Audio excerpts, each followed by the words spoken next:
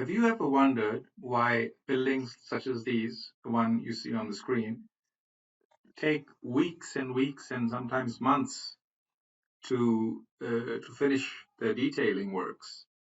Now, when we look at these buildings, they do appear to be daunting and they do appear to be complex, and they are complex. But one tends to think that, okay, maybe there are about 1,000 joints or 1,500 joints or 2,000 joints, some large number. But I do have so many macros to play with. And if I just started clicking the elements, connect this one to this one to that one, well, I could probably do half the building in one day and the other half in the other day, and probably maximum by 3 days, my detailing will be done. But reality turns out to be quite different, and you typically see such buildings taking months sometimes to finish. So what are the reasons? Why does what seems to be a pretty straightforward implementation, a pretty straightforward application of the available macros to all the various joints take so long? Okay, we can understand it might take a few days, but a few months seems rather far-fetched. Well, there are reasons for that, and I want to talk about some of those reasons, and then I'll discuss one particular one in this video. So one of the first reasons is that when the detailer, when the engineer is done with the analysis, the detailer usually has to re-enter this entire model again.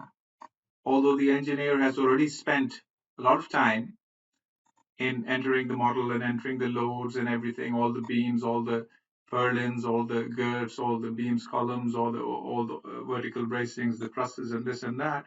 But the detailer is then forced to enter them again. Why? Because the finite element model is so inaccurate and so loosely built that the detailer feels that I would need to enter it again, and that's a huge time loss. So this is the first reason that the detailer is unfortunately left to. Maybe there are some elements which can be used directly, but the detailer feels so overwhelmed that which one to choose and which one to leave that the final decision is usually that I'll just delete everything and enter it all again. So this is the first reason why there's a lot of time lost, and the work which has been done by the engineer is repeated by the detailer. The second reason why a lot of time is lost is the design of these connections. So all these connections that you see on the screen, they need to be designed, which means that somebody needs to zoom into them and try to find out how many bolts they will use, what size welds they will use, what will be the thickness of the plates, and all those design decisions which the detailer needs to take along with the engineer. And these details and these decisions take a long time. It's not just a question of selecting a macro and clicking away on the various objects. Had that been possible, it would have obviously been much faster. But usually, because detailing programs are not linked to the finite element model, they don't have this information on them, all the load combinations and all the maximum loads and this and that. So what they need to do is somebody needs to calculate these connections, and then somebody needs to enter all that. So this is a major factor where the time is lost. Another area where a lot of time is lost are these complicated joints where lots of members are framing in. And these are areas where the detailer needs to think of solutions. He can't just start clicking on the macros, because if he does that, the solution which will be created on the screen will be a solution in which everything is clashing with everything else. So the detailer really has to sit down and think about how he or she will connect this complicated joint. And joints can be much more complicated than the one I'm showing on the screen right now. You might require decisions of shifting the vertical bracing upwards, downwards, using the stiffeners coming from one side for the simple connection on the other side, and all those kinds of things. So that's another reason why simple clicking of macros is not enough usually. Another area where time is lost is the inability of many commercially available programs to store away company presets for the various design connections. Now, while theoretically, it's possible in a lot of programs to do this. And what you can do is you can go inside your macro and then go to your macro presets, and you can store those away, giving them different names, and then recall them later for particular situations. But the actual application is so complex and so time consuming in that most detailers end up never using this facility. And the reason for that is, first of all, they have to store it very methodically, and secondly, recalling it from an extremely long list, because usually the combinations tend to run wild. Typical frames, you don't have just 5 or 6 or 7. You can have literally hundreds of combinations and hundreds of different profiles for which you will need to define your company presets for particular connections. And the problem is that once you define those presets, actually going back into the macro and taking those, looking at those presets, and then recalling from a long list, which is, like I said, can run into hundreds of presets, itself becomes a time-consuming task. So once again, detailers tend to not use this facility rather than use it, and this becomes a barrier. And now that they don't have the presets, or at least they don't have presets which they can easily use, they end up wasting a lot of time. And what, like I said in the beginning, what looks like, well, if I work from morning till evening and I work today and tomorrow I can probably finish this building off in 2 days, ends up to be a 2 month job. And lastly, and perhaps most importantly, we have the problem that many commercially available softwares give us this opportunity to give us this tool to use something called auto connect, or something called rule-based joints. And we, although they seem powerful, but in reality, when we're dealing with complicated joints in which you've got members coming in from all directions, maybe there's a column with 4 beams coming in and 4 vertical braces coming in and some horizontal braces framing into that same location, all they do is end up creating a situation where everything is clashing with everything. So because these so-called powerful tools available in the market don't really work when it comes to complicated situations, that becomes another reason why the detailer ends up spending so much time in what seemingly would look like something which could be done in a few days. So these I've tried to summarize are some of the main reasons. Obviously, there are other reasons as well. Why, what seemingly when we look at a building and we look at the macros available in the program, we tend to think, okay, we can use these macros again and again and repetitively and get to a solution in a couple of days, but we end up spending a couple of months. Now, this video is actually about one particular problem which I've mentioned, which is all the design and the design which goes into the connections and all those parameters which need to be entered into the macros. And I will be talking about those and how they waste a lot of time in commercially available software, and how Comosys helps you reduce that time to almost nothing. So now that I've mentioned the 6 or 7 different reasons why what seems to be 2 days work turns out to be 2 months, and then I said I'll be discussing just one of those reasons in this video, which is basically not being able to just click away with the macros, and the need to actually use a lot of design data for each and every single connection. Every single time the user, so for example, let's just take this simple connection which we have over here, and we can just click it and use it. But let me just open up the dialog box to take you through what kind of decisions need to be made just for using this simple connection. Now, the first decision obviously will be the number of bolts. So what the engineer or the detailer will need to do is go and check with the analysis model and find out what the force inside this particular horizontal brace is. And then, it may be a quick back of the envelope calculation, or he could just do it off the top of his head if he's an experienced engineer. And if he's not, then it could, take some time looking into their notes or whatever. But there will be something involved at that point, something which needs to go back to the analysis model and find out what the number of bolts should be. And there'll be a decision involved regarding what the bolt diameter would be.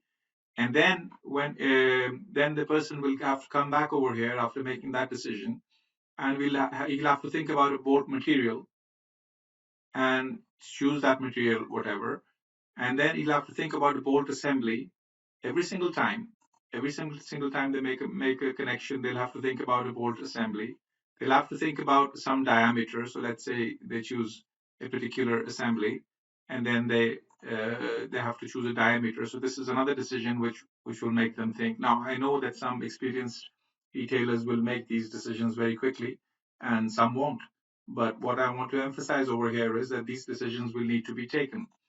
They will have to decide on the bolt hole tolerance as well, and not forget this. So maybe in some cases this needs to be more or less or whatever, and they should not overlook this. So they'll be spending some time on just these 3 or 4 parameters over here. But that won't be all. The next decision will be, like I said, the number of bolts, and in the X direction and the Y direction, and their spacings, the interbolt spacings. And for that, he will need to think about all these numbers over here. How much should the first row of the bolt be? At what distance should it be from the back of this angle? And for that, they will need to go and check the size of this angle, and probably go and check some profile catalogs which tell them where the bolt axis is located. So if it's a 60 by, let's say it's a 60 by 6 angle, the bolt axis is not in the middle. It's not at 30, it's at 35. So it needs to be shifted about 5 millimeters from the center. And usually if you go and check the models, you will see that most people tend to forget this, and they will just use the defaults given by the program, and you will end up with a bolt axis which is incorrectly located. And the bolt will be, let's say, the bolt axis will be right in the center, so 30 millimeters if this is a 60 millimeter angle. But the reality, it should have been 35 according to the codes. So entering those numbers accurately, finding the number of bolts and the edge distances. So even this little setup over here will take a few minutes. This one will take some time. This one will take a few minutes. And then going into the wells, once again, go back to the calculations. Think of some well size and well type for all these wells which are created over there. And once again, you get some time loss. Then you go to the parts tab, and you got these thicknesses of these plates which need to be entered. So there's a gusset plate over here which you see, and you need to decide on a thickness. And this thickness needs to be in accordance with the internal loads. So once again, you're going back to your design notes and your calculation notes, and you're trying to find out what the thickness of this particular plate will be. Secondly, these pink plates on the right, if you've used them, you need to decide on their thicknesses, etc. So the point I'm trying to make over here is that for one very simple connection, there is a lot of thinking work which needs to be done. If you try to if I just go in and say delete this connection over here and reapply it, the actual application time of the connection itself is just like 1, 2, 3. It's as simple as that. And this is not where you lose the time in most commercially available programs. Where you lose the time is not just clicking these 3 elements. Where you lose the time is taking all those complicated decisions which I just talked about, which all take you back, or most of them take you back to the design phase, most of them take you back to your analysis notes, and some of them take you back to profile catalogs where you have to decide on where the bolt axis will be and how much or the distance would be from whatever side of the profile, etc. So for example, in I-beams, for instance, if you're doing a splice on an I-beam, the bolts need to be placed exactly on the flange where the bolt axis is, and that number will need to be entered in that program. So what takes time is not the simple clicking of the few elements. What takes time is entering the actual parameters of that macro. This is where, so you'll spend like 3 seconds connecting it, but then 7 minutes entering all this. So if you think about it, if you divide your 2 months, why this building took 2 months, and if let's for us make a very simplistic assumption that everything is basically the time you waste on these connections, then if you just think that connecting them takes 3 seconds, I mean clicking them takes 3 seconds, but entering the data takes 5-6 minutes, then you realize that in fact of those 60 days which you spent connecting this building, probably about 58 days were just spent entering the data, and 2 days were spent actually clicking the elements and getting on with it. And this is exactly where Comosys macros come in to help, because in Comosys you are linked in a double way. You're linked with the analysis. So all the decisions regarding the material, the bolt diameter, the number of bolts are taken from the loads inside the. So you don't need to enter anything over here. The distances of where the bolt axis should be is taken from project references files, which I'll discuss in some other video. But the point is that you don't even need to enter how far the bolt needs to be from this side.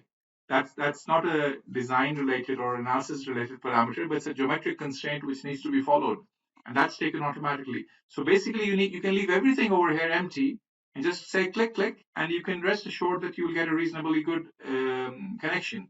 Similarly, the wells, you won't need to decide on the sizes, because once again we are calculating them for you for all the main connections I'm talking about. And similarly for the parts, once again, the plate thicknesses, you don't need to worry about them. You don't need to go back. So your actual connection does not take 5-7 minutes, or even if you reduce it down to 1 minute, it doesn't take that 1 minute. It actually takes 3 seconds. And that's the power of being linked to a finite element package.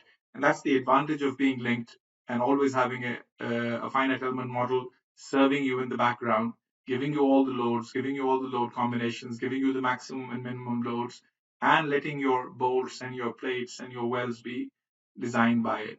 This is a huge time saver.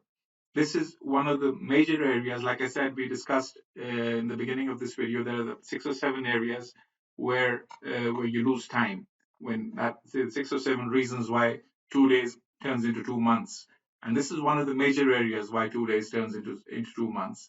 And this is the reason why in Comosys you actually do that 2 month project sometimes in 5 or 6 or 10 days, and you save huge amounts of time, huge amounts of man hours, just because of this amazing capability that for your major connections, all you need to do is point and shoot.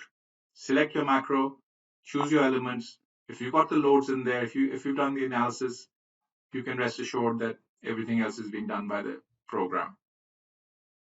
If I was to take you to the project preferences file over here, you will be able to see that what I just mentioned, that a lot of parameters which have got nothing to do with analysis, but which are also used for detailing. So we can talk about available plate thicknesses in the market. So for every material, not every thickness will be available in the market.